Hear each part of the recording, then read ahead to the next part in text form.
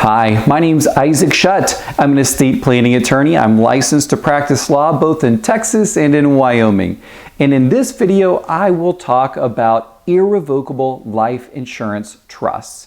A lot of times you'll hear people call these ILITs, I-L-I-T, and that stands for Irrevocable Life Insurance Trust. So let's talk about what it is, how to get one, how it works. Okay, so what an irrevocable life insurance trust is a special type of trust that is designed to do just one thing, and that is to be the owner of a life insurance policy.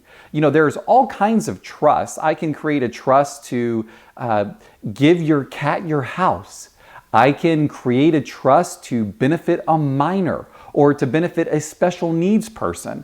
So trusts can do all kinds of really neat things, and a lot of times there are special purpose trusts, and one type of special purpose trust is this ILIT, or Irrevocable Life Insurance Trust, and it has one job: own a life insurance policy. Now you might ask, why would it be better to have my life insurance owned by an ILIT? Well, it mostly has to do with tax. So basically, when you pass away, the federal government treats the payout of your life insurance as part of your taxable estate.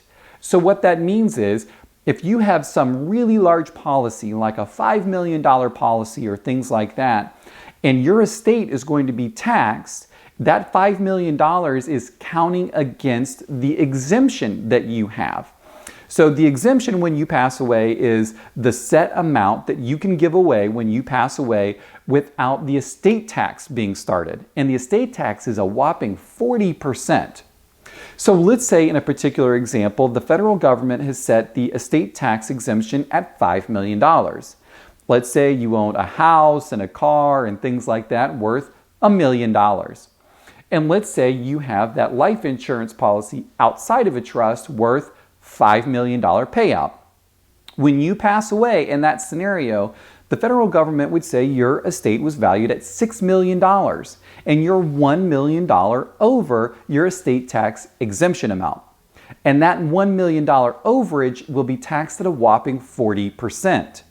So what we might do is say, wait a minute, let's have this life insurance policy owned by a trust, so that when I died, it wasn't in my estate. It wasn't in my name. It was off over here in this irrevocable trust. So by taking it out of your name, you're taking it out of your taxable estate. And so now that $5 million isn't counting against your first free $5 million estate tax exemption. So that's why people do it. Now, let's talk about how it works. So you have to follow a lot of rules. It's very technical, so this is not a DIY solution. What you want to do is come see an estate planning attorney like one of our attorneys or some attorney in your area to help you create the ILIT.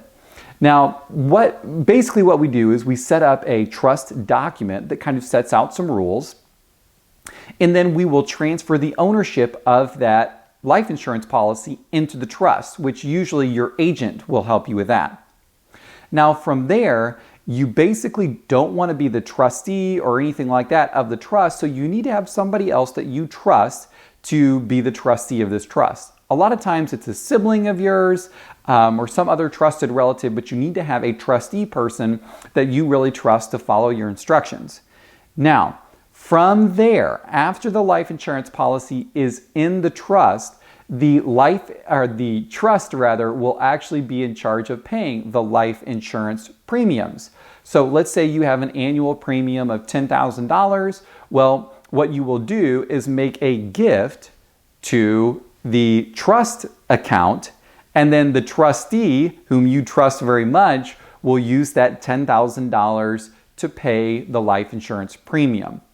Now, there are some other technical issues too, like for example, each year the beneficiaries of that trust, like the people who will get the policy after you pass away, have to be given usually a right of withdrawal of that premium every year. So the trustee gets the money into the trust from you to pay that premium. But before he pays the premium, he has to give the trust beneficiaries a limited window period of time where those beneficiaries would technically be allowed to take out that money, but they wouldn't. You tell them, don't you dare take the money out. And when they don't take the money out, then the trustee automatically pays the premium.